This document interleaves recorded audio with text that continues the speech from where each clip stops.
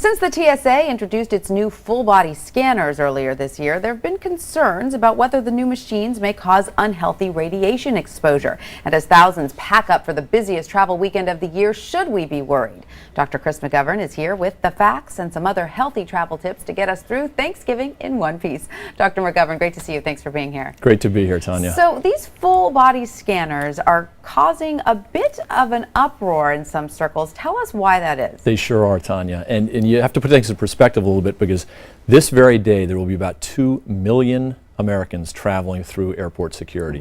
And they're going to go through one of 3 different scanners. And I'm going to give you a little breakdown so you understand what they do. The most common scanner, the one that everyone has to go through, is a metal detector. It's called a magnetometer. It's been around for decades. It actually started in the early 70s when we had problems with hijackings in the 60s and 70s. This is a magnet. It detects metal. It's very good at that, but it can't pick up other items such as explosives or plastic weapons. So the TSA has come up with these 2 other devices that they're now using called total body scanners. And the way they work, Tanya, is they emit energy, waves of energy to the passenger. This energy goes through the clothing, so it's transparent, and then it bounces off the passenger's skin, and it creates an image, a black and white image of the surface of the body. So any contained objects or concealed objects will now be visible. So through an image, there's no there's no sensing of something the way a metal detector works. It's an actual picture. It's an image. It bounces it right back, and it's displayed on a monitor. It's a black and white image. It looks like, everyone's seen these pictures, it looks like a fuzzy photo negative. They've got 2 different devices because they're, I think, trying to play them off one another. They want them to be innovative, and they want them to be competitive to see which one may be better. And the 2 devices work like this. One of the devices emits radio waves to you and bounces them back. Very, very safe. And the amount of energy that it uses is much less than you even expose yourself to when you hold a cell phone. The other device, and that one's called a millimeter wave device. The other device is the one that's a little more controversial. It's called a backscatter device. And this device emits a small amount of radiation. It's an X-ray, much like you would have in the hospital. But the X-rays in the hospital are so strong they penetrate your body and they take pictures inside your body. These X-ray waves are so gentle they just bounce off your body, but it still is radiation. And the amount of radiation that you get from this scan is the same amount of radiation that you would get, Tanya, if you walked out this door and walked for 10 minutes down Times Square. That certainly puts it into perspective, but I understood that one of the concerns with radiation is that it's compounded. It never leaves your body, correct? Once it enters, every new exposure is just compounded. That is true, but what you have to do is focus on the amount of radiation you're getting. It's absolutely minuscule. It's the amount of radiation that you are exposed to on a day-to-day basis. This scan gives so little radiation that you would have to go through this scanner twice every day for an entire year to be subjected to the amount of radiation that you get from a single chest X-ray. Wow, that so certainly, it's really puts it into perspective. So I think people need to understand this before they get too excited. Is there? I know that the pilots union and the flight attendants were worried about having to go through these scanners twice, 3 times a day. Is there any basis to that worry?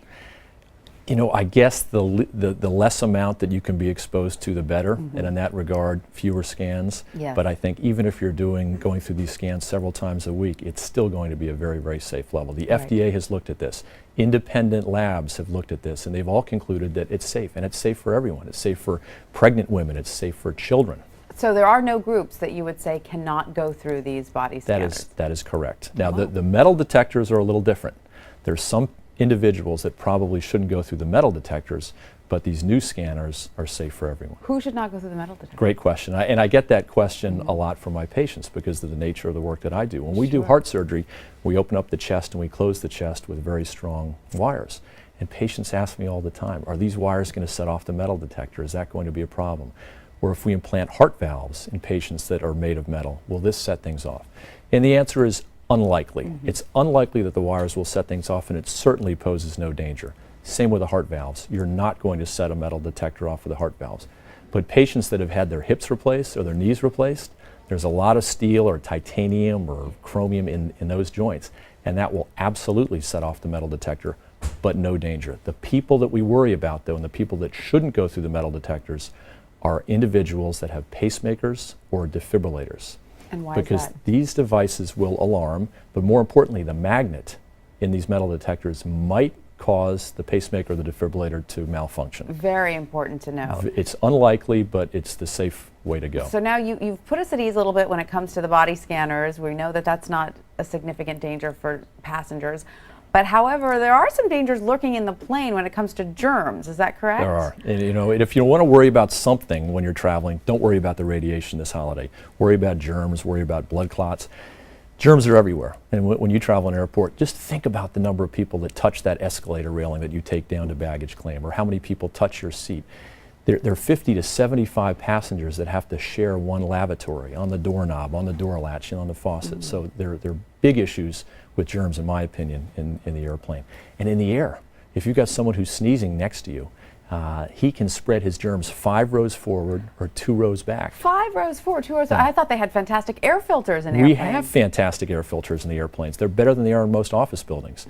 In fact, they recirculate. A lot of people don't realize this. They think it's the same stagnant air that gets circulated throughout the plane.